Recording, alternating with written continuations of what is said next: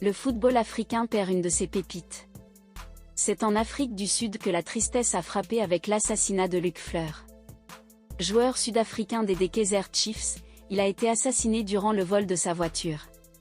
Dans cette partie du continent, la violence est monnaie courante. Dans un acte de violence choquant, Luc Fleur, célèbre défenseur sud-africain et ancien membre des Kaizer Chiefs, a été tragiquement tué lors d'une tentative de vol de voiture dans une station-service à Johannesburg.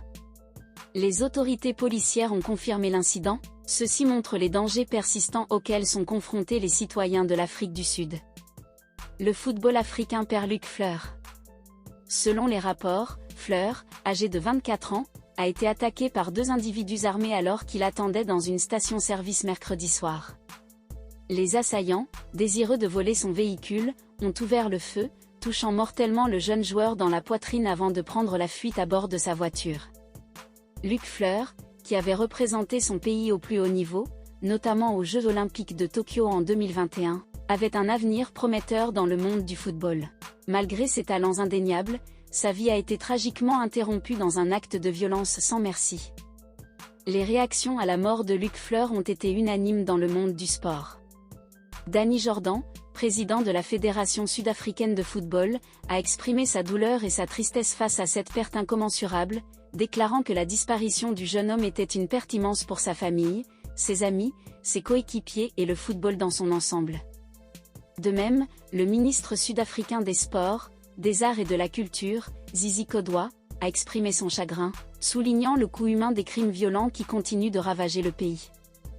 Luc Fleur avait rejoint les Chiefs de Supersport United après avoir été formé à l'Ubuntu Football Academy du Cap, démontrant son engagement envers le sport et son désir de réussir malgré les défis rencontrés dans un pays où le taux de criminalité, en particulier les vols de voitures mortels, reste alarmant. L'Afrique du Sud, inquiétante récurrence des meurtres. Alors que les autorités enquêtent sur cet acte de violence, la mort de Luc Fleur rappelle de manière tragique les défis persistants auxquels est confrontée l'Afrique du Sud en matière de sécurité.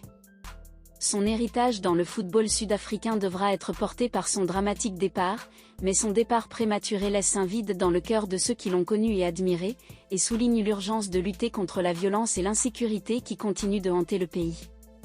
L'Afrique du Sud a malheureusement été le théâtre de nombreux assassinats au fil des années, et le problème de la violence reste une préoccupation majeure dans le pays. Les assassinats en Afrique du Sud peuvent être attribués à divers facteurs, notamment les inégalités socio-économiques, la criminalité organisée, les tensions raciales et ethniques, ainsi que les problèmes de gouvernance et de corruption.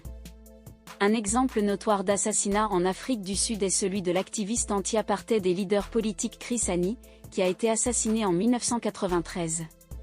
Son meurtre a provoqué une vague de tensions et de violence dans le pays, mettant en évidence les divisions et les défis persistants auxquels l'Afrique du Sud était confrontée à l'époque de la transition démocratique. De nos jours, bien que des progrès aient été réalisés dans de nombreux domaines depuis la fin de l'apartheid, la violence reste un problème important en Afrique du Sud. Les gangs, les conflits entre groupes rivaux et les homicides liés au crime organisé continuent de poser des défis à la sécurité et à la stabilité du pays.